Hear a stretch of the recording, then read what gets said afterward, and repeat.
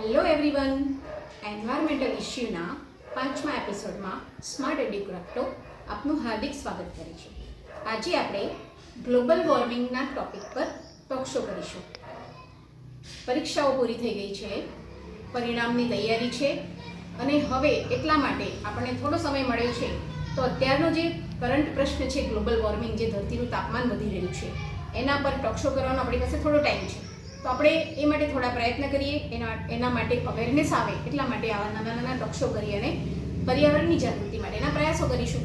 તો એના માટે હું ઇન્વાઇટ કરું છું વંશિકા અને હેતવીને. તો please welcome Vanshika and Hetvi.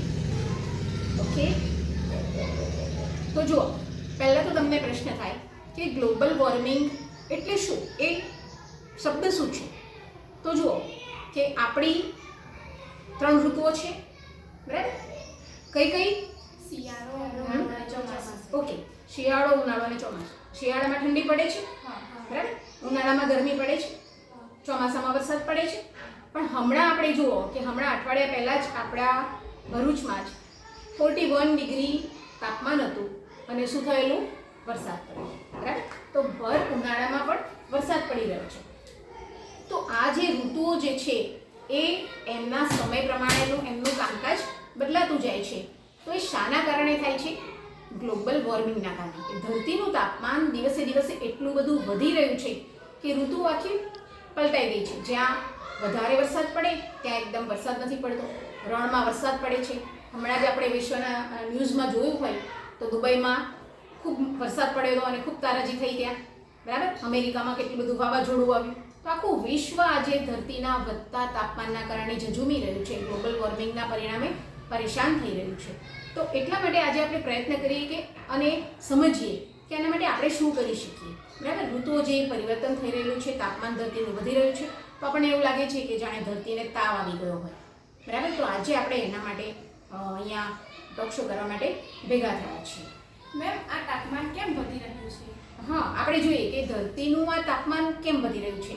Good question. તો જુઓ, પૃથ્વીનું જે વાયુમંડળ છે એમાં ગ્રીન હાઉસ ગેસ રહેલા છે. મતલબ કે એમાં ઘણા બધા ગ્રીન હાઉસ ગેસ અસર કરે છે, જેમાં છે carbon dioxide, CO2, sulphur oxide, nitrogen oxide, carbon monoxide. આ બધા ગ્રીન હાઉસ ગેસ છે અને એ વાયુમંડળમાં એનું પ્રમાણ વધી રહ્યું છે અને સૌથી વધુ પ્રમાણ CO2નું વધી રહ્યું છે અને એના કારણે પૃથ્વી દિવસે ને દિવસે વધારે ને વધારે ગરમ થતી રહે છે. તો શું લાગે છે વંશિકા, આપણે એના માટે શું કરી શકીએ? મને એવું લાગે છે કે આપણે પેટ્રોલિયમનો વપરાશ ઘટાડી શકીએ. પેટ્રોલ અને ડીઝલથી ચાલતા વાહનોને બદલે આપણે CNGનો ઉપયોગ કરી શકીએ. ઔદ્યોગિકરણને કારણે આપણે થતા પ્રદૂષણ માટે વધુમાં વધુ વૃક્ષો વાવવા જોઈએ. હા, એ બરાબર કે ઔદ્યોગિકરણને કારણે પ્રદૂષણ વધી રહ્યું છે, તો એના માટે ગ્લોબલ વોર્મિંગની સમસ્યા આવી જાય છે. પણ તમને યાદ હોય તો આ વિશ્વનો પ્રશ્ન છે અને એના માટે વિશ્વ આખું શિખર સંમેલનમાં ભેગું થયેલું, 21મા શિખર સંમેલનમાં. અને યુનોએ એક રિપોર્ટ આપેલો અને એના રિપોર્ટ મુજબ પૃથ્વીના વાયુમંડળમાં જે સંતુલન છે, જે બેલેન્સ છે, આખું ખોરવાઈ ગયું છે, બરાબર? તો કાર્બન એટલે કે CO2નું ઉત્પાદન દર વર્ષે 44 અજબ ટનથી વધારે ન થાય તે આપણે જોવું જોઈએ. તો અત્યારે આપણે જોઈએ છીએ કે આખા વિશ્વનો આ પ્રશ્ન છે અને દર વર્ષે CO2નું ઉત્સર્જન તો વધારે ને વધારે વધી રહ્યું છે, બરાબર? તો મેમ, CO2નું પ્રમાણ કયા કારણસર વધી રહ્યું છે? હા, કયા કારણસર CO2નું પ્રમાણ વધી રહ્યું છે? તો આપણે જોઈએ છીએ કે જુઓ, એક તો ઔદ્યોગિકરણને કારણે વંશિકાએ કહ્યું, અને બીજું કે જે વધારે ને વધારે આપણે પેટ્રોલિયમનો વપરાશ કરીએ છીએ, બરાબર? અત્યારે જો પહેલાં આપણે સાયકલનો ઉપયોગ વધારે કરતા હતા. હા, ઘરેથી થોડી નજીકના અંતરે જવું હોય તો આપણે સાયકલ લઈને કે ચાલીને જતા હતા. પણ હમણાં શું થયું છે? સાયકલ પણ આપણે સાઈડ પર મૂકી દીધી છે, બરાબર? આપણે ગાડી લઈને જઈએ છીએ, કાર લઈને જઈએ છીએ, એક્ટિવા લઈને જઈએ છીએ. તો એના કારણે થઈને પેટ્રોલિયમનો વધારે ને વધારે વપરાશ વધી રહ્યો છે, બરાબર? શું લાગે છે વંશિકા તમને કે એના માટે આપણે શું કરવું જોઈએ? મને એવું લાગે છે કે પેટ્રોલિયમનો વપરાશ આપણે ઓછો કરવા માટે શું કરવાનું, શું વાપરીએ આપણે? પેટ્રોલિયમનો ઉપયોગ ઓછો કરવા માટે આપણે CNG વાપરીએ હા, છીએ. બરાબર. CNG વાપરી શકીએ આપણે અને બને ત્યાં સુધી આપણે એટલો પ્રયત્ન કરીએ કે આપણે ઓછામાં ઓછું પેટ્રોલિયમનો ઉપયોગ કરીએ અને CO2નું પ્રમાણ આપણે ઘટાડવા માટે પ્રયત્ન કરીએ. તો આપણે જોયું કે ઋતુચક્ર એના પ્રમાણે કામ કરતું નથી, એટલે પૃથ્વી પરના તમામ જીવોને ઓક્સિજન મળતું નથી. આપણે ઓક્સિજન શ્વાસમાં લઈએ છીએ ને, બરાબર? શ્વાસમાં ઓક્સિજન લઈએ છીએ ને કાર્બન ડાયોક્સાઇડ આપણે બહાર કાઢીએ છીએ. તો વૃક્ષો આનાથી શું કરે છે? ઉલટું કરે છે. વૃક્ષો શું લે છે? કાર્બન ડાયોક્સાઇડ લે છે અને આપણને ઓક્સિજન આપે છે. પણ હમણાં આપણે જોઈએ છીએ કે વૃક્ષો તો દિવસે દિવસે ઓછા થઈ રહ્યા છે, બરાબર? અને એટલા માટે થઈને CO2નું પ્રમાણ દિવસે ને દિવસે વધતું જાય છે.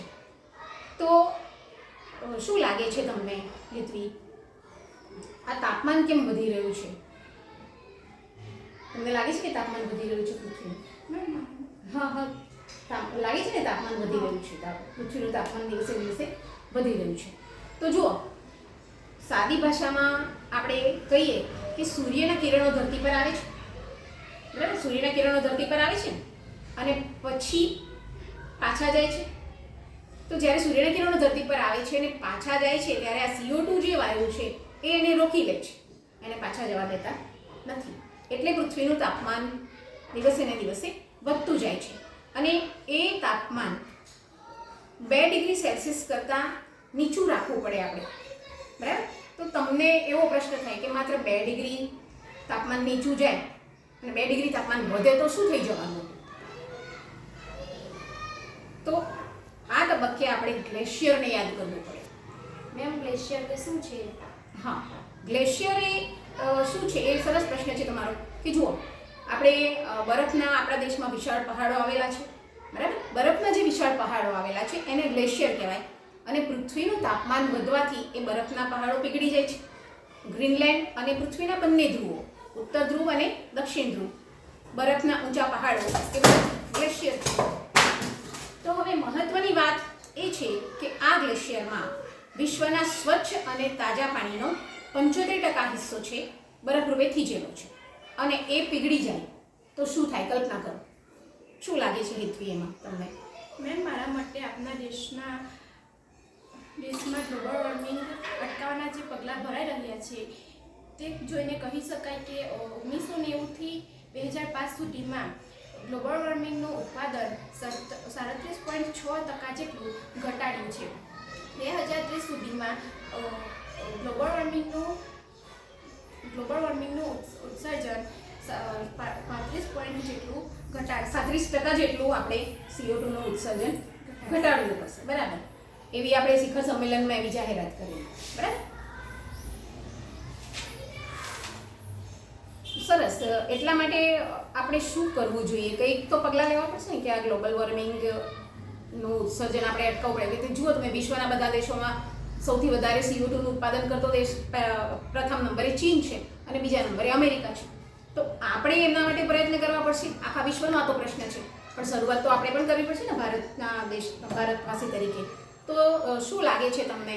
મેમ, મારા માટે ગ્લોબલ વોર્મિંગ એ વિશ્વનો પ્રશ્ન છે. હા, પણ ગ્લોબલ વોર્મિંગ ભારતે આ બાબતે પહેલ કરી છે, બરાબર છે? ભારતે પહેલ કરી છે તો પહેલા શું કરવાનું આપણે?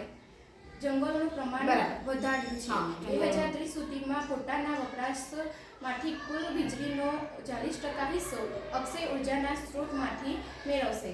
બરાબર છે. પછી દરિયા કિનારાનો ઉપયોગ ઉર્જા ઉત્પાદન માટે કરીશું. બરાબર. સૌર ઉર્જાનો વધુ વપરાશ કરીશું. CNGનો વધુ ઉપયોગ વધારીશું.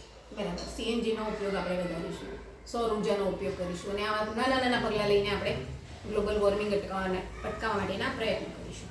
પછી હમણાં એક પ્રસંગ બન્યો ને રાજસ્થાનમાં. મેમ, રાજસ્થાનમાં બિકેર ગામમાં જમીન અંદરથી ખસી ગઈ છે. બિકાનેરમાં બિકાનેર ગામમાં જમીન અંદરથી ખસી ગઈ છે. શું તે ગ્લોબલ વોર્મિંગ માટે જવાબદાર હશે? હા, એના માટે ગ્લોબલ વોર્મિંગ જ જવાબદાર હશે. ધરતીનું તાપમાન દિવસે દિવસે વધતું જાય છે અને જમીનમાં એવા અંદર એટલા 400 ફૂટ ઊંડા ખાડા પડી જાય તો એના માટે એ કહી શકાય કે ગ્લોબલ વોર્મિંગ જ જવાબદાર હશે. તો આપણે બધા સાથે મળીને આ વિશ્વનો પ્રશ્ન છે એના માટે પહેલ કરવા માટે એક ભારતીય તરીકે નાના પગલાં લઈને પ્રયાસો કરીશું. ઓકે, સે બાય બાય. Thank you.